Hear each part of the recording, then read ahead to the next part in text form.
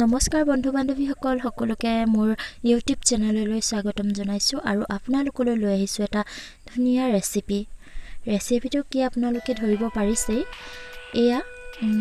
আজি আমি তিতা কেৰেলা ৰান্ধিম আৰু মই যেনেদৰে ৰান্ধিম দুটামান আপোনালোকক টিপছ দেখাম যাতে তিতা কেৰেলাখিনি খাবলৈ ভাল হয় তিতা নহয় গতিকে কেনেদৰে ৰান্ধিলোঁ বলকচোন চাওঁ এই তিতা কেৰেলাটো দেখিছেনে ওপৰৰ যে জুঙা অংশবোৰ থাকে সেইবোৰ আমি কটাৰী সহায়ে এনেদৰে চুচি ল'লোঁ অলপকৈ জুঙা অংশটো অলপ কাটি লৈছোঁ বৰ বেছিকৈ কৰা নাই এনেদৰে অলপ কাটি ল'লে তিতাটো কম হয় দুটা আলু ডাঙৰ আলু মই বাকলি গুচাই ল'লোঁ আৰু কেৰেলাটো মই গোল আকাৰত কাটিম ইয়াত দেখিছেনে কাটিছে 1 নম্বৰ টিপছটো হৈছে ইয়াত তিতা কেৰেলাৰ ওপৰৰ জুঙা অংশখিনি কাটি লোৱা তিতা নোহোৱাৰ এইটো প্ৰথম টিপছ আৰু আছে আপোনালোকক দিম গতিকে ভিডিঅ'টো শেষলৈকে চাই থাকিব এয়া দেখিছেনে আলু মই কুটি ল'লোঁ টুকুৰাকৈ মিহিকৈ এয়া হৈ গৈছে আলুখিনি ধুবলৈ পানী দি থৈ দিছোঁ এতিয়া আমি তিতা কেৰেলা দি দিলোঁ পানী দি মিহলি কৰি দিছোঁ আৰু তাত আমি দিম নিমখ এইটো টিপছ নম্বৰ 2 যেতিয়া আমি তিতা কেৰেলা কুটি এনেদৰে পানী দি অলপ কুহুমীয়া পানী হ'লে বেছি ভাল পানী দি নিমখ দি থৈ দিম তেতিয়া তাত এয়া দেখিছেনে আপোনালোকে এটা নীলা পানী ওলাইছে সেউজীয়া পানী নীলা নহয় চৰি এই সেউজীয়া পানীটো তিতা গতিকে নিমখ দি থ'লে সেই তিতা ভাৱটো কাটি দিয়ে বুলি কয় এয়া আলু ধুই লৈছোঁ ফটাফট এয়া পিঁয়াজ কাটি লৈছোঁ এটা নহৰু 5 ফুটামান কুটি লৈছোঁ জলকীয়া 4-5টামান এয়া এতিয়া কেৰাহী পাতি দিছোঁ আপোনালোকক ষ্টেপ বাই ষ্টেপ দেখুৱাই যাম এয়া তেল দি লোৱা হৈছে তেল গৰম হ'বলৈ দিলোঁ এতিয়া তেলত দিম 5 ফুৰণ গোটা জিৰা আৰু ধনিয়া এনেকৈ আছে মেথি এতিয়া তাত দি দিলোঁ কুটি থোৱা নহৰু পিঁয়াজ আৰু জলকীয়া এয়া হালধি দি দিছোঁ আৰু অলপ সময় লৰাই ভাজিবলৈ দিছোঁ হালধিৰ গোন্ধ যোৱালৈকে ভাজি থাকিব লাগিব দেখিছেনে আপোনালোকে এয়া হৈ গৈছে এতিয়া আমি তাত দিলোঁ আলুখিনি দি এনেদৰে অলপ সময় ঢাকিব নালাগে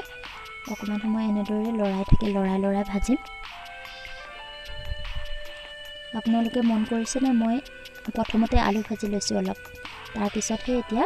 কেৰেলা দিম কেৰেলাখিনি পানীৰ পৰা টুকি লৈছোঁ এয়া দেখিছেনে সেউজীয়া পানী এয়া টিপছ নম্বৰ 2 এই সেউজীয়া পানীখিনি পেলাই দিব লাগে তেতিয়া ভাজিখন তিতা কম হয় এয়া আলু অলপ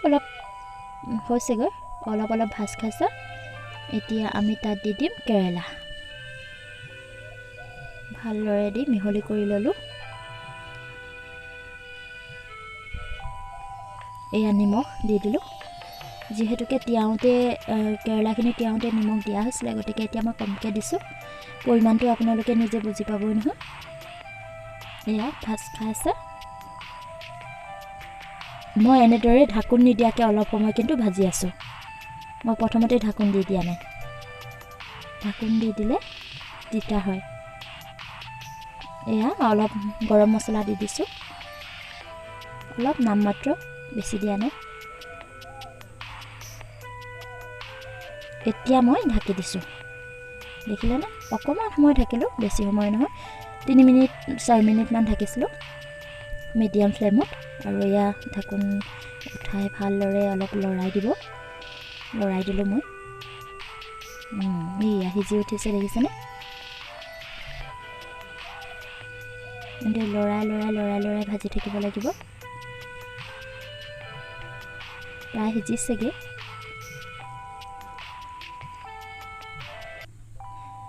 মই এখন হাতত মোবাইল আৰু এখন হাতত কেমেৰাটো লৈ আছোঁ আৰু এখন হাতে কাম কৰি থকাৰ কাৰণে মানে বাওঁ হাতে কৰা যেন লাগিছে যিহেতু ৰোটেট হৈ গৈছে ভিডিঅ'টো বাওঁ হাতে কৰা নাই কিন্তু সোঁ হাতে কৰিছোঁ দেই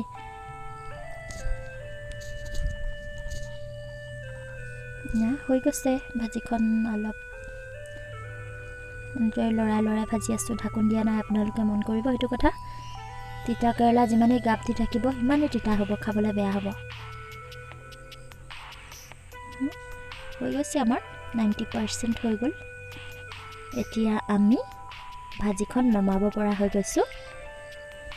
গতিকে বলক চাওঁ কেনেকুৱা হ'ল এয়া দেখিছেনে ইমান সুন্দৰ এটা ৰং মই ঢাকি থৈ দিলোঁ ৱাও কিমান ধুনীয়া দেখিছেনে আপোনালোকক মই জুম কৰি দেখাই দিছোঁ এনেদৰে বনাই চাবচোন দেই ভিডিঅ'টো চোৱাৰ বাবে সকলোকে ধন্যবাদ জনাইছোঁ পুনৰ লগ পাম আজিলৈ বিদায় লৈছোঁ বাই বাই